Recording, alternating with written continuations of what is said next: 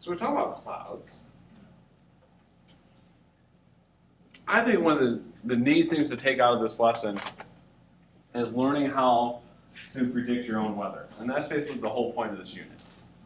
By the end of this unit, my job for you guys that I'm going to ask you to be able to do, your expectation, Tanner, is that you guys are able to not rely on the Weather Channel app to tell you what the weather is going to be for the day.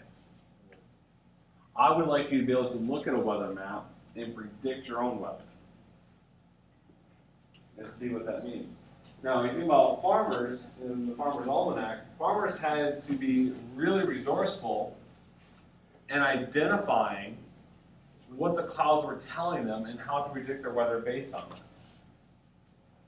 And so when we look at this, this is kind of one of the things we're going to go through in the next couple of days. We're going to come back to this whole lesson on clouds. So when we look at how we name clouds, there's two things we look at when we talk about clouds. Their height and their shape. The prefix for clouds is basically the height. That's where it's going to go first.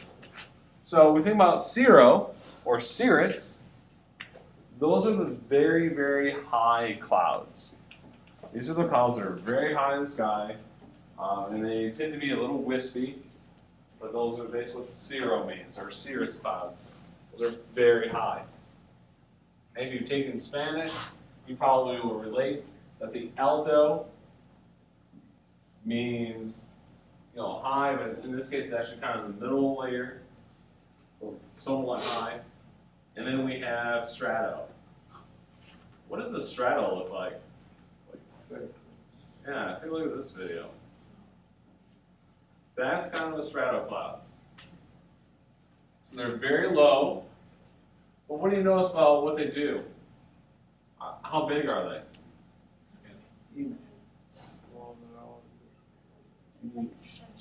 They're stretched out. They go basically from horizon to horizon.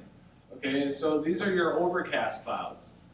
So you got up this morning, we would have had stratus clouds, right? We were overcast across the entire area. So that's typically going to be your strato clouds. Okay, so we have cirro, which is high, alto is your medium, strato is your very low clouds. Coleman? When you're outside, you can't really tell. No, but again, that's why these are all relative. So now let's look at their shape. Okay, so now we can have like really, really high clouds. So the cirrus clouds, they're kind of thin. Okay, they're wispy, right? They look like feathers. And what they really are is they're so high in the sky that they're basically crystals of ice, little tiny crystals. It's basically frost that is just floating in the air. So that's your wisp. And that really, the wisp tells you, again, how strong those upper atmospheric winds are. Yeah, so those are those one clouds that you can only see in like summer and I don't know. I've read about it. Like you can only see it during summertime and they're like all made out of crystals. It's not that though. It's not that? Like in the passage it like compared them to Cyrus clouds. Yeah, I don't know. Look it up. I don't know everything, Chris. Okay. All right, so that's your cirrus clouds. Now, the cumulus clouds, these are the clouds that most of us think about when we think about clouds. So these are nice and, they can get really large. In this case, they're the nice little white, fluffy clouds. All right, so that's your cumulus clouds. And again, we can mix these together. You could have an altocumulus, you could have a stratocumulus, you could have a cirrocumulus. But it basically, again, the cumulus means lumpy. And that comes from the Latin term, basically, which means pile or heap. And a lot of times when we think about our cumulus clouds, a lot of us think about rainstorms or thunderstorms.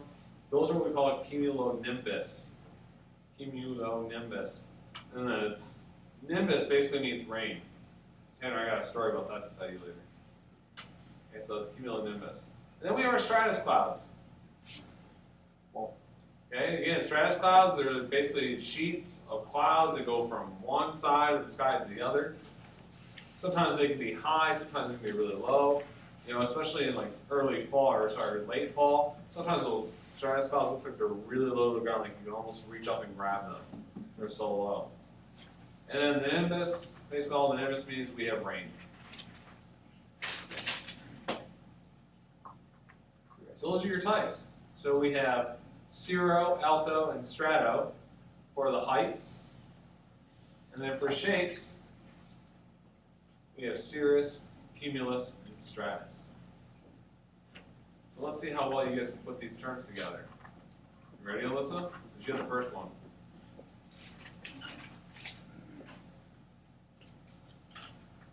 What do you think, Alyssa?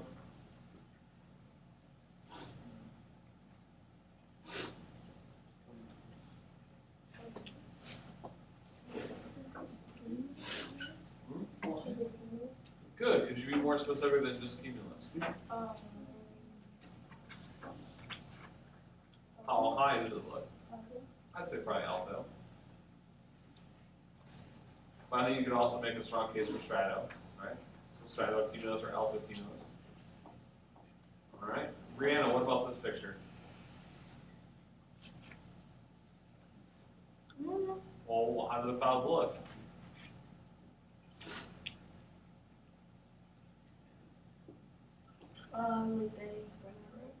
Okay, so when they were spread out, what do we call those?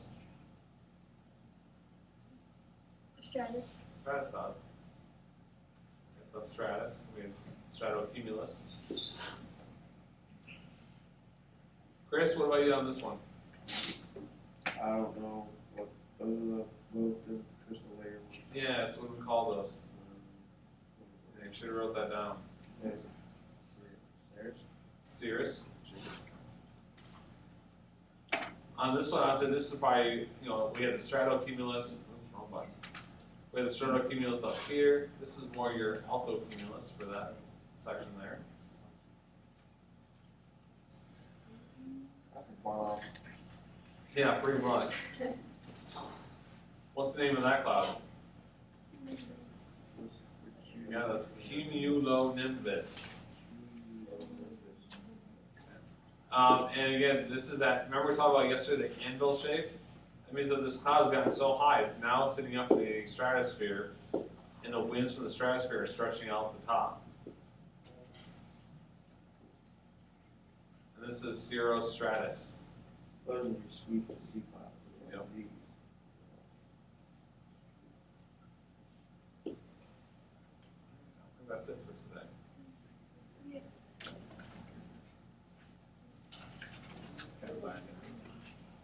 What is it?